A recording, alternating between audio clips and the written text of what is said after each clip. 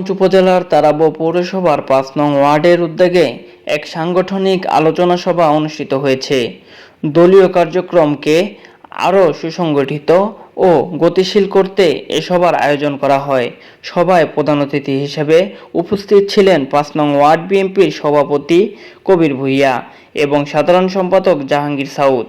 এ সময় আরও উপস্থিত ছিলেন তারাব পৌর স্বেচ্ছাসেবক দলের সিনিয়র যুগ্ম আহ্বায়ক রায়হান মীর, জাসাসের সাধারণ সম্পাদক মাহফুজ, ৫ নং ওয়ার্ডের যুবদলের সভাপতি আউয়াল ভূঁইয়া, স্বেচ্ছাসেবক দল নেতা অপু ও নাজমুল সহ ওয়ার্ড ও পৌরসভার অসংখ্য নেতৃবৃন্দ।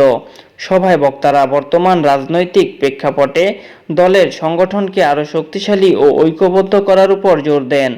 উল্লেখ্য, এ ধরনের সাংগঠনিক আলোচনা সভা নিয়মিত আয়োজনের মাধ্যমে ওয়ার্ড পর্যায়ে দলীয় কাঠামোকে আরও গতিশীল করা হচ্ছে বলে জানান সংশ্লিষ্ট নেতৃবৃন্দ।